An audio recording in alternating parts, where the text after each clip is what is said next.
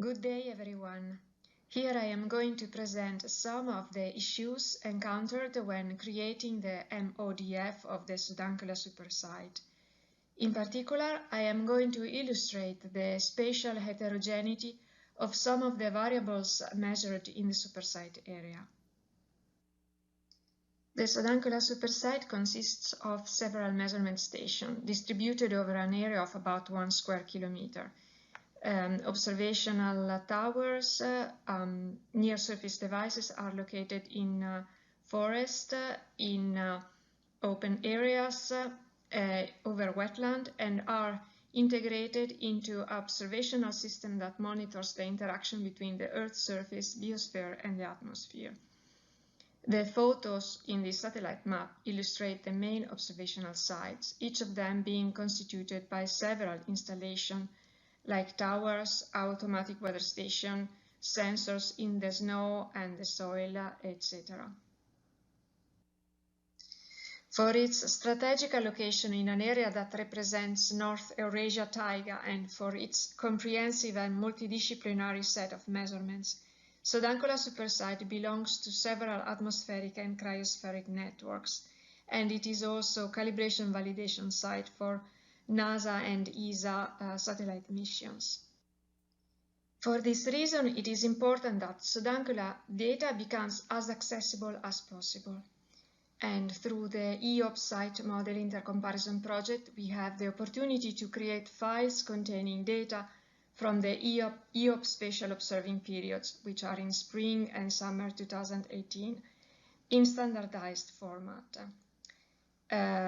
Previous talk have already introduced the concept of merged observatory data files. Here I will only mention that Sodankylä MODF will be created for single-level variables as well as vertical profiles based on towers, near-surface arrays of sensors, and also for radio sounding. To illustrate the complexity of the produced Sodankylä MODF, I will now show the spatial heterogeneity of some selected variables, which aim to capture the spatial heterogeneity existing in nature in the area of a model grid cell.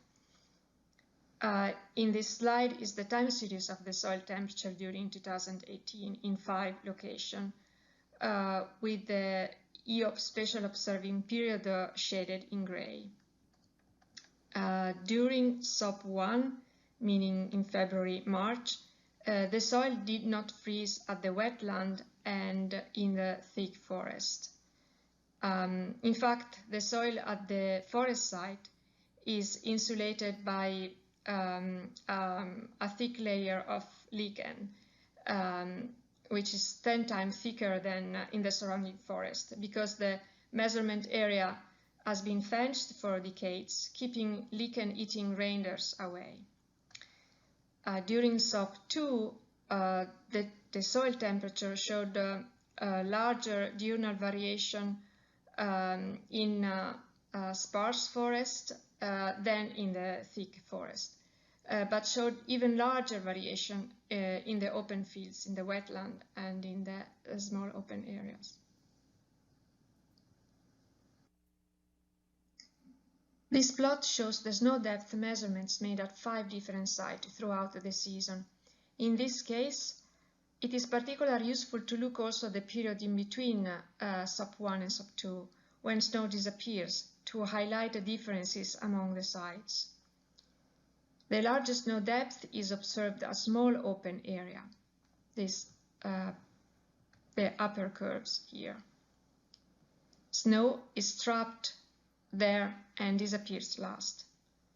In the thick forest, the red line, snow depth is smallest because of interception by the canopy, while in the wetland, the green line, there is no snow trapping effect, and because the area is wide, over 2-3 kilometers, and the near-surface wind speed is larger than in the small opening, causing drifting snow and enhanced snow sublimation.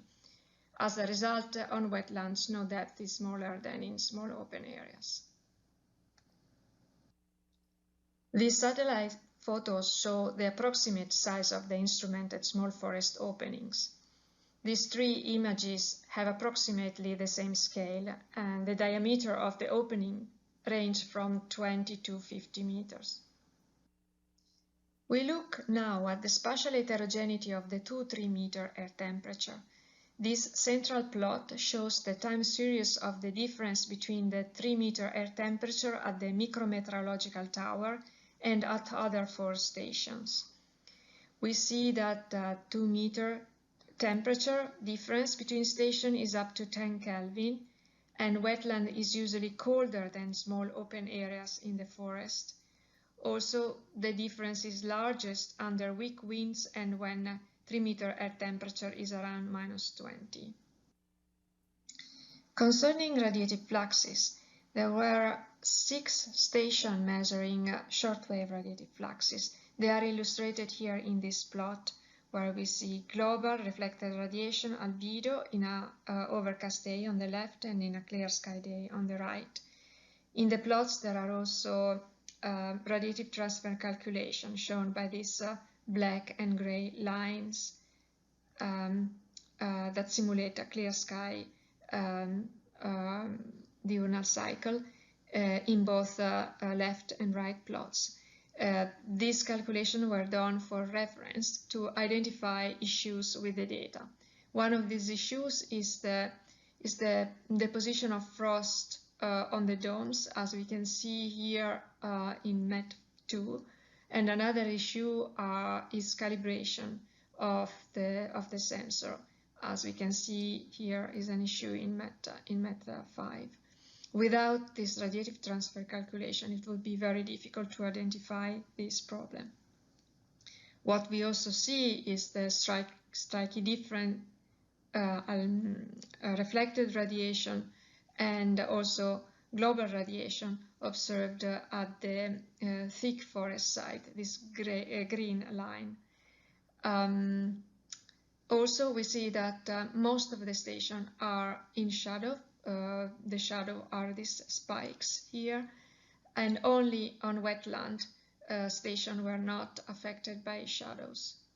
Also, we see that the albedo of the canopy is significantly lower than the albedo of open areas, and it ranged from 0.5 to 0.15 during the SOP1 period. The incoming and outgoing long-wave fluxes were measured only at 3 stations: in the sounding station, the blue line, in the forest, the red lines, and above the canopy, the black lines. Again, on the left is the overcast case, and on the right, the clear sky case. A long-wave incoming radiation was much smaller in the open area than in the forest, both in overcast and clear sky condition. In clear sky, it was the cooling in the opening was very strong compared to the forest, where the surface was closer to the thermal equilibrium with the surrounding forest. Considering MET5, so the measurements above the canopy, we cannot really trust the measured incoming long-wave flux. We suspect strong interference of the nearby structure. Therefore, to calculate the net radiation above the canopy, we applied the long wave in measured at 16 meters at the sounding station. In this plot here, we have the net radiation measured during the selected overcast and clear days at the 3 stations. In the legend, the daily mean net fluxes are marked. In the forest, check 2, and in the opening sounding station, the net radiation is very small, and smaller in clear sky than in cloudy sky, meaning positive cloud radiative forcing, which is due to the high albedo of the snow. But above the canopy, at MET5, the net radiation is significantly larger than in the other 2 stations, and is larger in clear sky than in cloudy condition, meaning a negative cloud forcing with dominance of shortwave warming over the long-wave cooling. And this is due to the lower albedo of the canopy. And finally, some take-home messages. The first is that comparison of Sodankylä Supersite observation with model output is not trivial. Extreme attention should be paid to the spatial heterogeneity of the considered variables. Secondly, observations are not necessarily the truth. Be aware of the errors. A guidebook to the error sources and to the data uncertainty of Sodankylä MODF will soon be published. And I want to stress again that Sodankylä MODF will enable easy access to this complex and comprehensive dataset. Time series of different data type will be published in different MODF, one for single height variable, one for vertical profiles, and one for radio sounding. And in the near future, also drone-based measurement will be added in the Sodankylä dataset and possibly will be part of another MODF. This data will be operational in the near future. Thank you very much for your attention.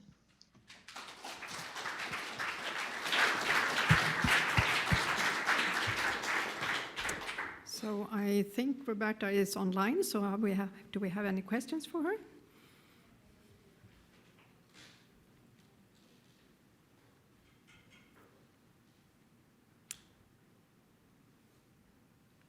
No, it doesn't seem to have any questions, so, well, Barbara has one. Hi, Roberta. I think we were discussing about having this precious data actually available for longer than the SOPs and maybe even in real time. Can you elaborate on that one? Yes, right. We spoke about this indeed, but it depends which processing level you are looking at, because we realized that providing quality flags for instance, radiation data or other variables is really demanding and requires a lot of work. So we cannot provide it on real time. But if you are looking at raw data, if you are happy with those, then we can talk about it. Yeah. We can provide, I think we can arrange real-time delivery of the data. I don't know if the MODF structure will be linked to the real-time provision, but certainly already now most of the Sodankylä dataset can be obtained in near real time. And for longer periods, and Barbara asks, and I think that's the case. You have it online all the time, I think. Yeah. Yes. Yeah. So was there one more question? Or? Yes. Yeah, Roberta, thanks for the lot of information you provide. But heterogeneous of Sodankylä come much more by the fact that you are located in very different area. Are you thinking to group this information in such a way you can use Sodankylä as a multiple site where then represent many different aspects? Because you can have 3 or 4 areas in the canopy, in the forest, outside, even above the forest. So this in some ways like to making only one site a different situation. And in the prepare the MODF, eventually try to group the data in such a way they can be used as pertain to different conditions. Yeah, so take advantage of the heterogeneity and not to just consider this a problem.